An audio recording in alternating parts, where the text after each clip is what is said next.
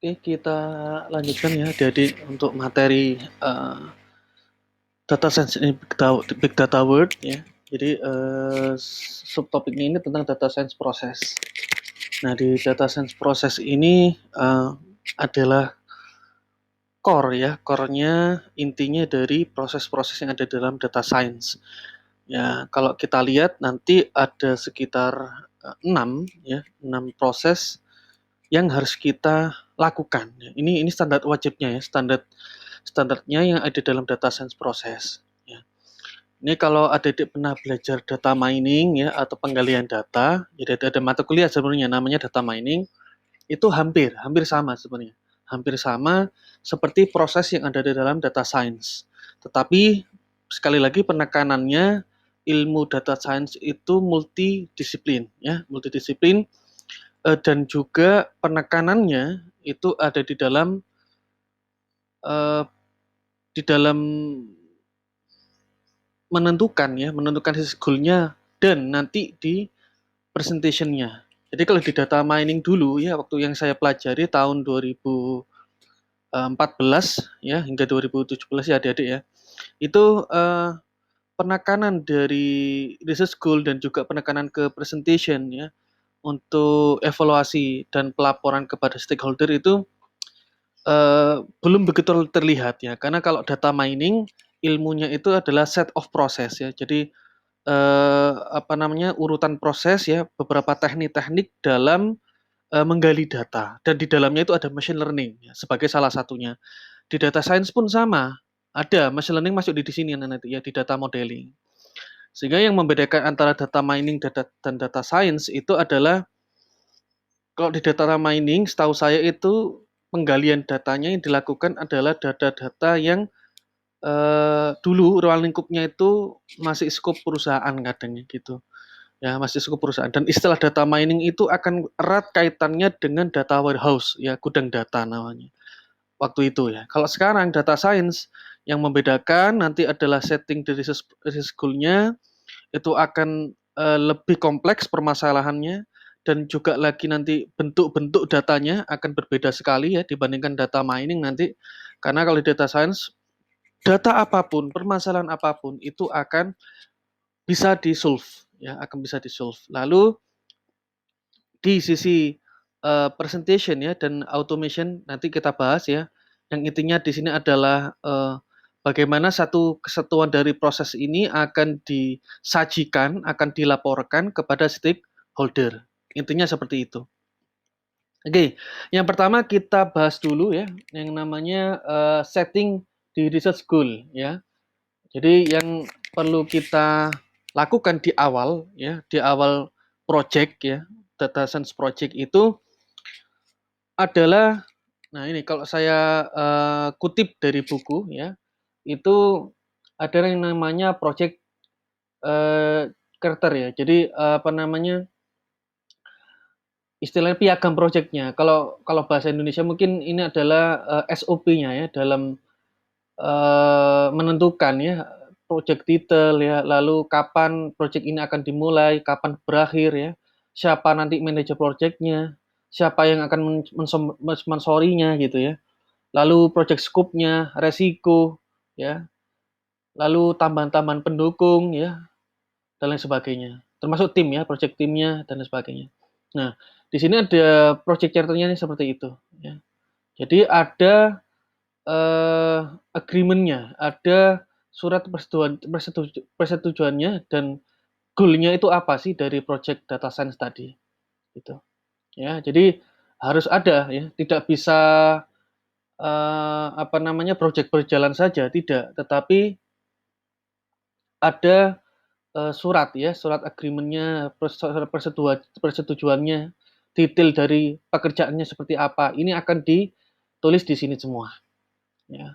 Lalu di dalam ini akan terwakili juga nanti ya research planning ya, detail dari research data science risetnya apa gitu. Ya. Nanti kira-kira dari hasil riset itu benefit untuk perusahaan kira-kira bagaimana, seberapa besar benefitnya, apakah memberikan impact atau tidak, ya. Apakah memberikan dampak atau tidak gitu. Lalu sumber daya yang dibutuhkan, ya ini tentu kan banyak ya, yang kita butuhkan untuk membuat sebuah project data science ya, bukan hanya langsung menggarap project-nya atau menggarap apa namanya, bahasa pemrogramannya tidak, tapi harus ada sumber daya yang didefinisikan. Entah itu nanti jumlah programmernya, atau nanti data scientist-nya, jumlah dari data engineer-nya, ya, UI, UX-nya, dan lain sebagainya. Ini akan ditentukan di sini semua. Lalu penjadwalan, ini paling pentingnya. Kalau di sini ada kolom ya, project start date hingga project end date. Nah, ini akan dituliskan ya. Kira-kira penjadwalan mulai kapan hingga kapan, dan di dalam rentang itu akan dipecah-pecah ya menjadi scheduling ya. Ada penjadwalannya tanggal sekian sampai sekian menggarap ini, tanggal sekian sampai sekian menggarap ini, dan juga akan didefinisikan nama dari pekerjaannya tersebut gitu ya. Jadi ada tanggal, nanti sebelahnya ada kolom detail atau nama proses pengerjaannya apa di saat itu. Lalu dukungan tambahan ya, dukungan tambahan itu juga perlu didetailkan ya. Kalau di sini namanya deliverable. Jadi di list nanti ya yang supporting entah apa ya, item-item yang perlu ditambahkan di dalam project charter ini nanti apa gitu. Ya, intinya seperti itu. Jadi sebelum menggarap ini semua harus ada ya piagam project-nya seperti apa. Resource planning-nya seperti apa. Tidak mungkin langsung apa ya, ada permasalahan langsung digarap project-nya, tidak. Harus ada standarnya. Harus ada surat kelegalannya dari project yang dikerjakan. Oke. Yang kedua ya, memperoleh set data. Jadi artinya kalau bahasa Inggrisnya retrieving data, yang artinya dari project charter itu ya kita harus tentukan untuk mendapatkan data itu dari mana ya. Tidak mungkin data science itu tanpa melibatkan data. Ya, kalau data science itu mesti ada datanya, ada data lampau, ada data historinya. Ya, di mana data history itu akan digunakan sebagai penunjang dan sebagai mungkin kalau di machine learning namanya data latih ya, agar sistem itu bisa belajar dari data lampau itu, agar sistem bisa apa ya, apa namanya, mentraining dirinya sendiri dan bisa mengadaptasi dengan permasalahan yang sedang dihadapi. Jadi dari project chat itu ditentukan ya data apa yang dibutuhkan dan di mana ya, dan di mana Anda dapat menemukannya. Jadi harus tahu lokasi agar saya bisa mendapatkan collecting data itu dari mana. Jadi ini di tahap ini namanya collecting data ya, data collection atau collecting data. Nah, lalu kalau sudah didapatkan ya, baru harus kita periksa dulu ya, nanti keberadaannya, kualitasnya ya, paling penting kualitasnya dari data itu apakah memenuhi atau tidak, dan juga akses datanya jangan lupa, karena bisa jadi akses yang kita dapatkan itu apa legal atau ilegal, itu harus apa namanya, diperhatikan, karena etika dalam pengambilan data, etika dalam data science project itu harus diperhatikan, ada SOP-nya. Ya, tidak boleh misal kita mengambil data tanpa izin kepada pihaknya. Misal saya ambil data ke kepolisian, tiba-tiba saya minta aja tanpa ada surat tugas atau surat pemberitahuan dari instansi sebelumnya, itu tidak boleh. Wajib ada SOP-nya, ada surat tugasnya, ya, ada surat izinnya. Nah, ini wajib ya, wajib. Karena kecuali nanti data-data yang open ya, open akses, itu mungkin boleh-boleh saja, tapi mungkin kalau kita jadikan sebuah riset, kita harus memberikan acknowledgement ya. Jadi apa namanya, surat apa namanya, kalimat terima kasih ya, kalimat yang ucapan terima kasih di dalam laporan kita, di dalam riset kita, bahwa data ini diperoleh dari mana gitu. Itu harus, secara etika itu harus seperti itu. Lalu nanti bentuk-bentuk datanya ya itu pun bisa kita minta, misal dari perusahaan pihak ketiga, kita mungkin ada join partner gitu ya, dari rekanan mereka it's okay gitu ya, memberikan akses datanya, silahkan, itu malah enak ya.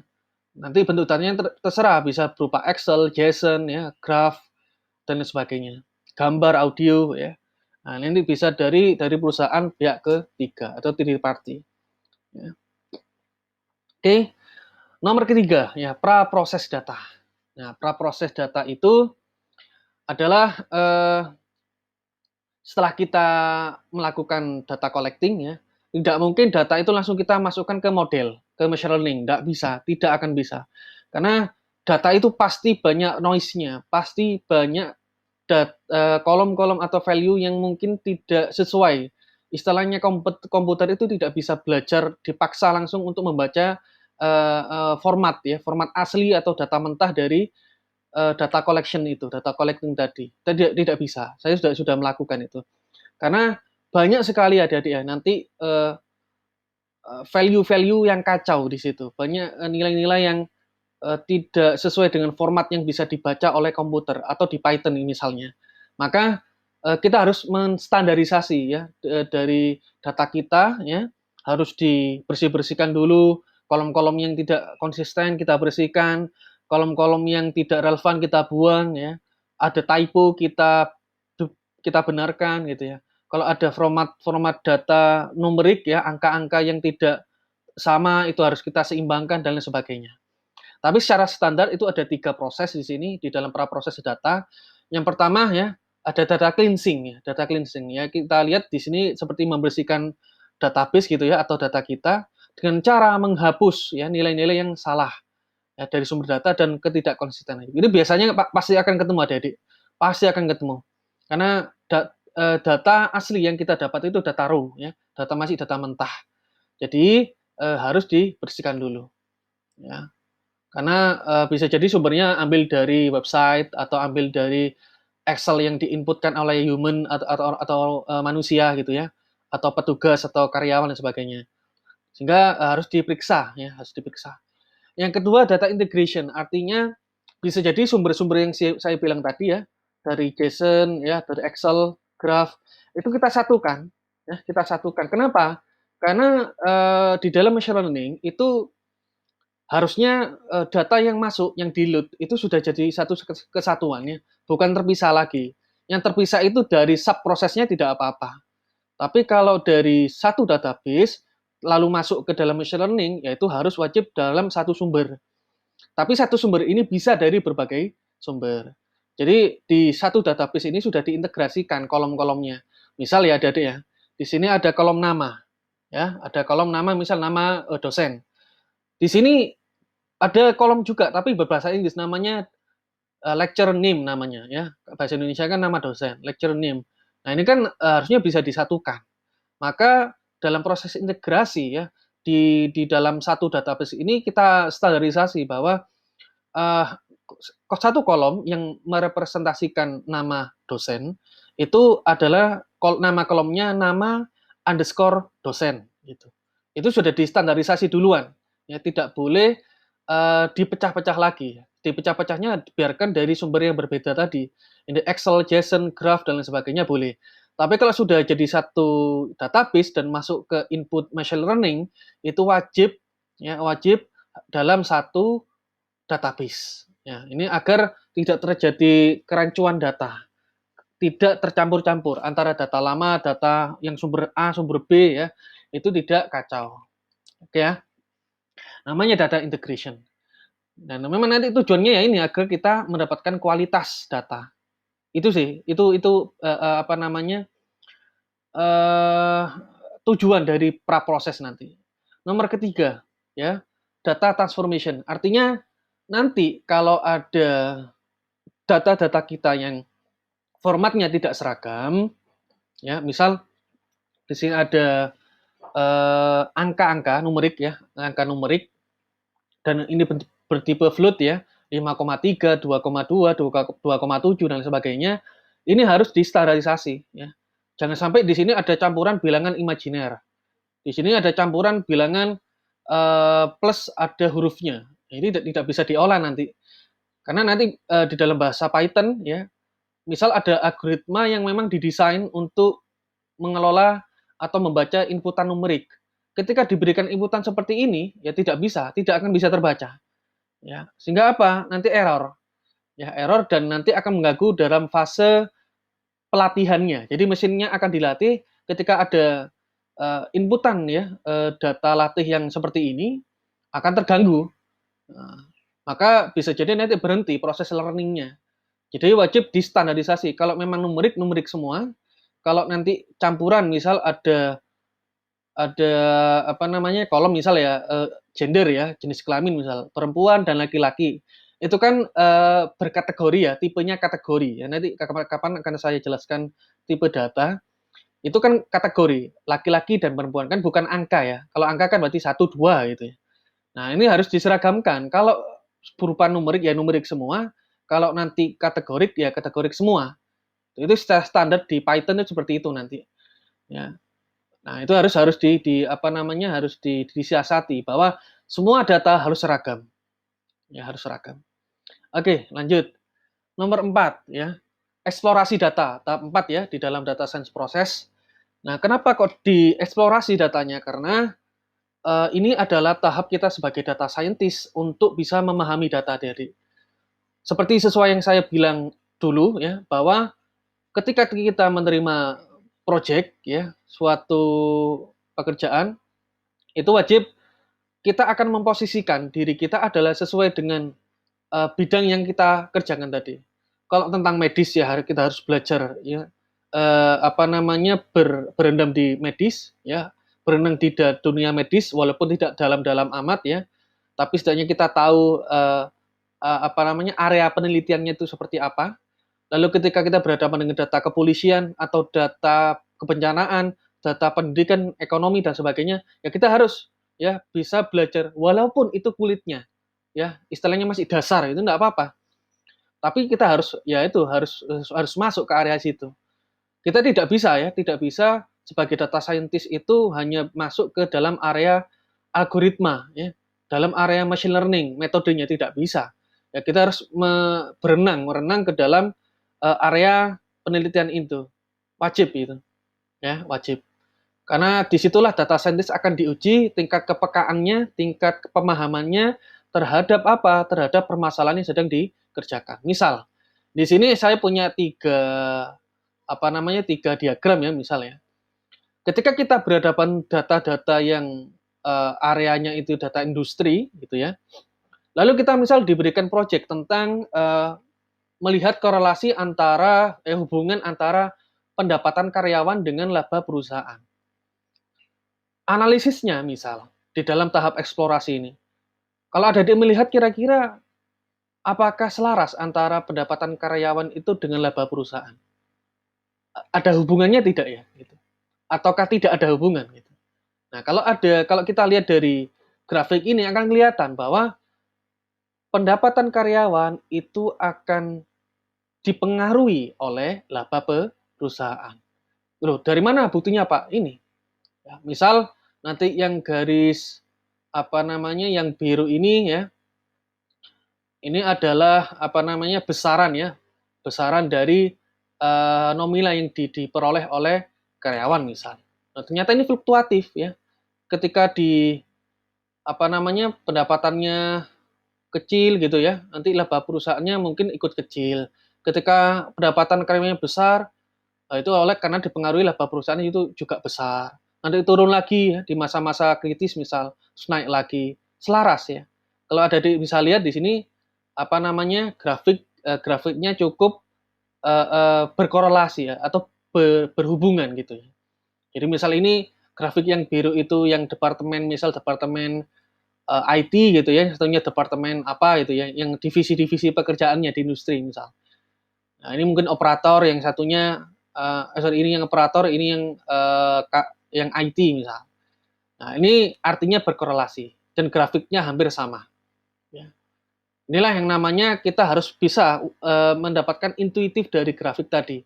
Kita lakukan eksplorasi ya di antara dua faktor ini, antara pendapatan karyawan dengan laba perusahaan. Kedua ya, misal kita melihat data COVID gitu ya, data COVID. Nah, kita lihat ketika di tahap eksplorasi data kita melihat apa namanya kita lihat distribusi datanya kan kita tahu ya COVID itu sifatnya kalau ada nanti saya ajarkan eksponensial, artinya naik terus ya, naik terus. Eksponensial itu tumbuh terus kasusnya. Dari ke hari tumbuh terus, dari ke hari tumbuh terus. Nggak tahu kapan melandainya ya. Nanti istilahnya bisa kita analisis nanti. Tapi yang pasti di COVID itu mulai mulai Maret ya tahun 2020 hingga saat ini September itu naik ya, naik terus. Nah, kita sebagai data scientist harus melihat distribusi data itu bagaimana. Apakah tumbuh terus gitu? Ataukah ada masa-masa terjadi kelandaian dari grafik ini. Nah, ketika kita menghadapi data seperti ini, kita lihat ya, kira-kira faktor naiknya apa, karena apa gitu. Kita lihat permasalahan-permasalahan ada di informasi dari berita, dari apa namanya televisi, dari YouTube dan sebagainya, atau laporan-laporan legal yang sah yang dikeluarkan oleh pemerintahan terkait dengan COVID itu bisa kita lihat. Gitu. Nah, kita hubungkan dengan grafik ini. Oh, ternyata memang benar bahwa distribusi data COVID itu memang naik terus kasusnya sesuai dengan apa data aktual yang ada di dalam berita maupun laporan legal yang sah yang dikeluarkan oleh negara atau pemerintahan. Itu harus dipahami seperti itu. Yang kedua, misal di dunia pendidikan, ya, di dunia pendidikan misal, di sini adik-adik ngeliat ya, kalau kita tahu ya nilai matematika misal, kan beberapa siswa atau mahasiswa kan mungkin kesulitan ya, yang jadi scary, takut atau misteri gitu ya, ketika berhadapan dengan mata kuliah atau mata pelajaran matematika. Nah, biasanya adik-adik kan tahu ya, di mana terjadi bahasa mudanya itu adalah ada anak-anak atau mahasiswa yang nilai matematiknya itu paling bagus sendiri misal, paling bagus sendiri, dan rata-rata yang lainnya itu di bawah dia. Nah, ini bisa kita lihat ya bahwa di sini ada pencilan data. Jadi kalau di eksplorasi data adik-adik ya, itu ada namanya outlier detection ya. Outlier, ini namanya outlier, pencilan ya, pencilan data, outlier. Outlier detection, namanya deteksi, jadi deteksi outlier. Apa yang dideteksi? Yaitu pencilan data. Jadi apakah ada satu nilai-nilai yang menarik di situ yang memperlihatkan suatu individu data itu berbeda dengan sebaran data yang lainnya. Oh, ini ada loh gitu. Itu ada ilmunya sendiri namanya outlier detection. Loh, gunanya apa, Pak? Ya ini, nanti gunanya bisa melihat kira-kira berapa anak matematik yang bagus itu nilai matematikanya dari kawan-kawannya gitu. Yang paling tinggi misal. Bukan hanya itu, outlier detection nanti bisa digunakan misal ya. Kalau kasusnya di banking ya, kalau ada adik pernah biasanya ya kalau saya misal ambil uang harian gitu ya, misal untuk jajan gitu atau untuk makan harinya cuma ambil 100.000 misal, 100.000, 100.000. Di satu saat saya tiba-tiba ambil 100 juta dalam satu hari itu. Itu kan menjadi curiga kan, apa nih sesuatu yang behaviornya itu tidak apa jarang yang saya lakukan kok tiba-tiba saya lakukan. Itu menjadi sesuatu yang perlu dicurigai oleh banking gitu ya. Nah, kira-kira apakah benar ada pemasukan dari Pak Tresna tadi 100 juta dan sumbernya dari mana? Padahal kebiasaannya Pak Tresna ini misal ambilnya cuma 100.000 gitu. Nah, disitulah outlier detection itu bekerja. Sehingga bank itu bisa mensiasati bahwa kalau ada transaksi-transaksi yang tidak apa namanya tidak terbiasanya, nah itu perlu dicurigai apakah benar ya dan sumbernya dari mana. Inilah tahap eksplorasi data yang harus dilakukan ya, Dede. Jadi harus tahu ya, memahami apa itu data yang sedang dihadapi. Oke, nomor 5, kalau sudah nanti praproses selesai ya, data exploration selesai. Nah, tahap kelima itu ada namanya data modeling, ya, pemodelan data. Di sinilah machine learning mulai bekerja, ya. Walaupun untuk pemodelan tidak harus menggunakan machine learning, misal menggunakan statistik sederhana itu juga bisa, ya. Tapi kebanyakan kalau pekerjaan yang problem yang konvensional, problem-problem yang sederhana dan juga secara umum itu biasanya menggunakan machine learning. Ya. Statistiknya itu sudah masuk di proses-proses sebelumnya. Nah, di dalam pemodelan data ini harus dikembalikan lagi ya di tujuan. Jadi research goal-nya tadi apa?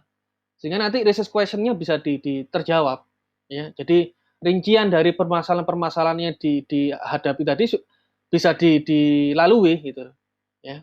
Bisa dijawab oleh pemodelan data. Makanya di sini adalah salah satu model yang digunakan machine learning. Kalau adik-adik tahu ya, silakan nanti explore, googling. Biasanya yang kita pakai yang cara umum, misal model machine learning-nya pakai jaringan syaraf tiruan ya. Misal neural network ya. Ini gambar ikonnya seperti ini, neural network. Di mana neural network ini akan bekerja. Misal kalau kasusnya klasifikasi gitu ya, ingin membedakan, ingin mengklasifikasikan secara otomatis, misal apakah seseorang itu eh, apa namanya seorang nasabah misal dari data historinya akan diizinkan kredit atau tidak misal. Nah, ini ada data historinya dulu ada yang kita gunakan nanti. Dari data history itu akan dibuatkan modelnya, model akan bekerja. Nah, ketika ada data nasabah baru yang belum diketahui, yang akan ditentukan kira-kira ini di ACC atau tidak, nanti dimasukkan ke dalam model, ya di dalam model nanti. Nanti model akan menjawab berapa persen gitu ya.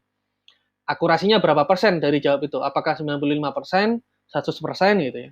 Kalau model yang baik ya harusnya akurasinya setinggi itu ya, 95 sampai 100%. Sehingga tingkat kepercayaan kita terhadap model itu ya dari jawaban komputer itu bisa kita tanggung jawabkan. Kita bisa yakin gitu ya dengan jawaban dari komputer bahwa dengan model dengan nasabah yang seperti ini ternyata menurut komputer, menurut mesin itu dia di ACC gitu. Nah, kita kita gunakan second opinion ya, opini kedua dari machine learning tadi untuk kita periksa menurut diri kita cocok nggak orang ini.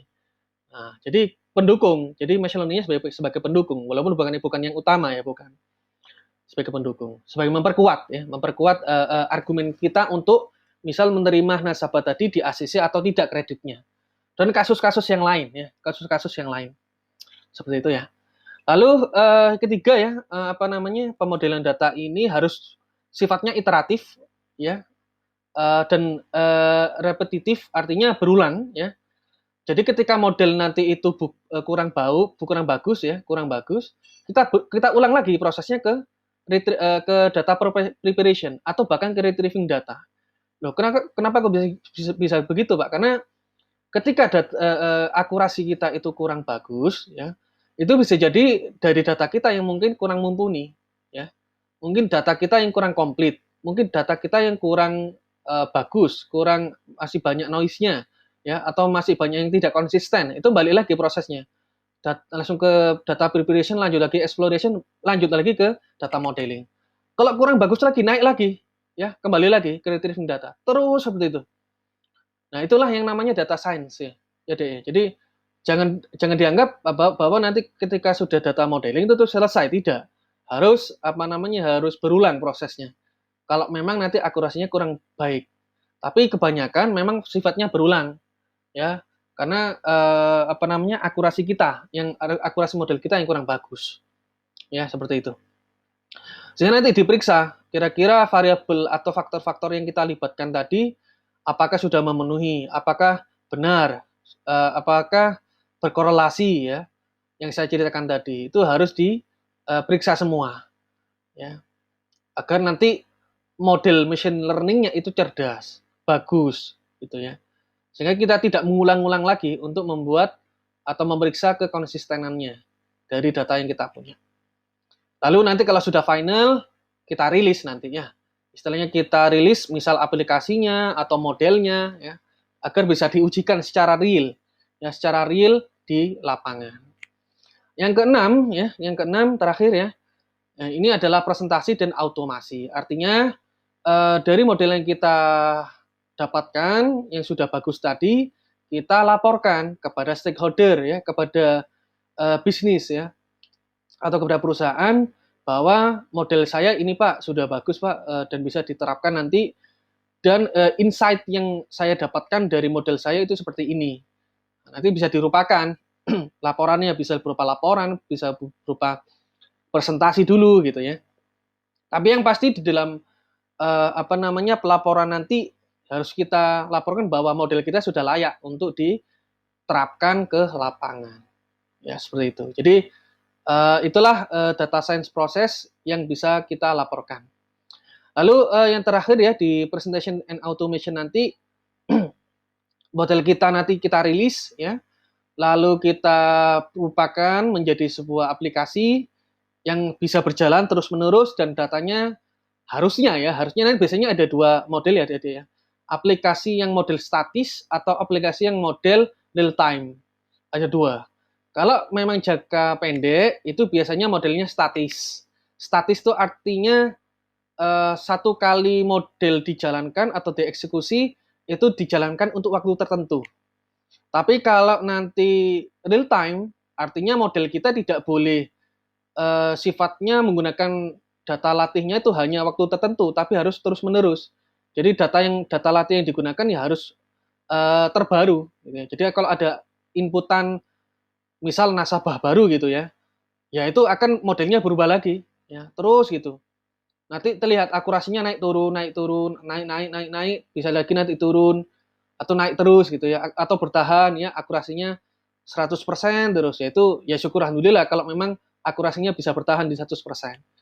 Karena bisa jadi ketika data baru masuk itu bisa membuat bias atau membuat keteraturan di dalam data latih itu berubah sehingga mengakibatkan nanti modelnya berubah dan akan berimpact ya atau berdampak terhadap akurasi.